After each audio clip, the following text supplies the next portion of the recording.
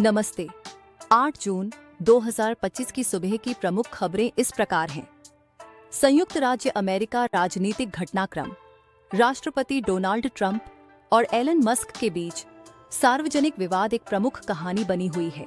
रिपोर्टों से संकेत मिलता है कि रिपब्लिकन सांसद मस्क की आलोचनाओं के खिलाफ ट्रंप के एजेंडे का आम तौर पर समर्थन कर रहे हैं और कुछ जीओपी सदस्य मस्क द्वारा एप्स्टीन फाइलों से संबंधित आरोपों को उठाए जाने के बाद राष्ट्रपति के साथ एकजुट हो रहे हैं।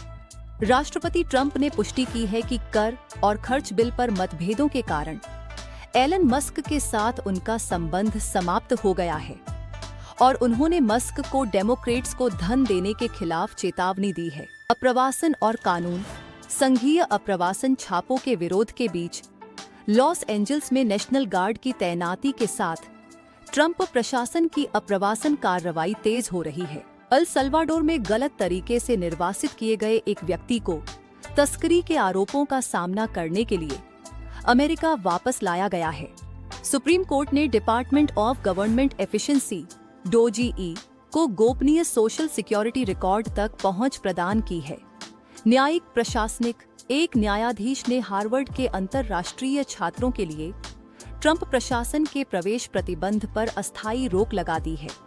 शिक्षा विभाग के कर्मचारियों की कटौती को लेकर चर्चा जारी है, जिसमें प्रशासन निचले न्यायालय के आदेश को रद्द करने के लिए सुप्रीम कोर्ट की मंजूरी मांग रहा है।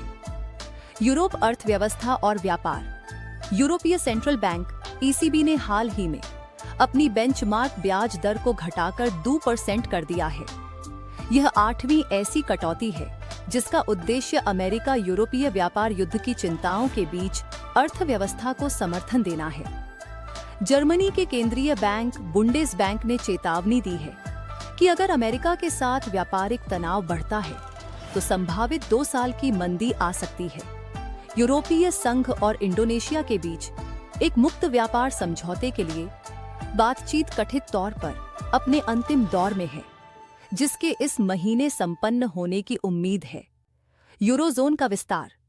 बुल्गारिया को यूरोपीय आयोग से 1 जनवरी 2026 से यूरो अपनाने के लिए हरी झंडी मिल गई है, जिससे वह एकल मुद्रा क्षेत्र का 21वां सदस्य बनने की राह पर है। क्षेत्रीय सुरक्षा।